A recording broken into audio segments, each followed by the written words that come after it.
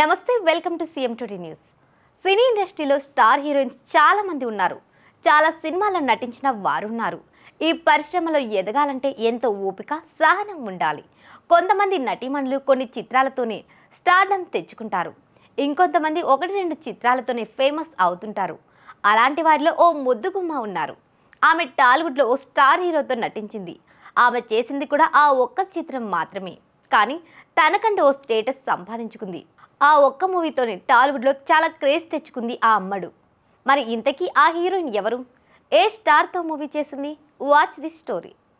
Telugu cine రంగంలో నటిగా మంచి గుర్తింపు తెచ్చుకోవాలనుకుంది. టాలీవుడ్ ఇండస్ట్రీలో ఒక సినిమాతోనే పాపులర్ అయింది. కానీ ఆ తర్వాత అదే క్రేజ్ కొనసాగించలేకపోయింది. చాలా కాలంగా సినిమాలకు దూరంగా ఉంటున్న ఈ హీరోయిన్ మరెవరో కాదు, ఆమెనే షియా గౌతమ్. ఇప్పుడు ఈమె సోషల్ మీడియాలో చాలా యాక్టివ్ అయింది. నిత్యం ఏదో ఒక పోస్ట్ చేస్తూ ఫాలోవర్లను ఆకట్టుకుంటోంది.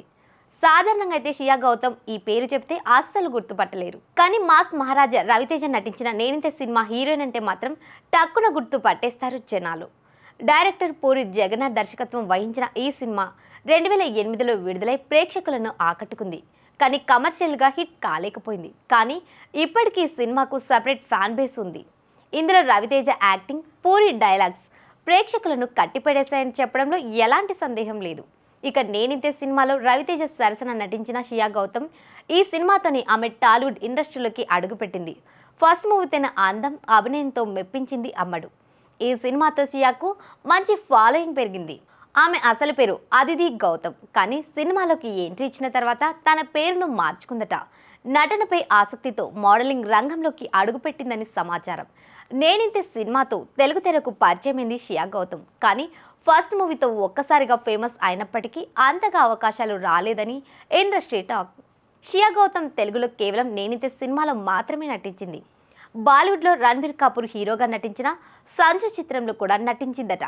కానీ ఆ సినిమా సైతం హిట్ కాలేదని తెలుస్తోంది. దీంతో అక్కడ సైతం ఈ బ్యూటీకి ఆఫర్స్ రాలేదని మరో గాసిప్. దీంతో నెమ్మదిగా సినిమాలకు దూరమైంది.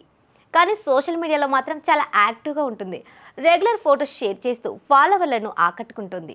రవితేజ సరసన నేనింతే సినిమాలో కాస్త బొద్దుగా కనిపించిన షియా ఇప్పుడు నెట్టింట గ్లామర్ ఫోటోలతో రచ్చ చేస్తోంది. ఏంటి అలాగే నిలిచిపోయావు? గోల్డ్, డైమండ్, సిల్వర్ రేట్ ఇలా ఉంటే ఇలా నిలిచిపోకుండా ఎలా ఉండేది? ప్రజలకు మనం ఏం చేయగలమో ఆలోచించుకురు. తగ్గింపు ధమాకా.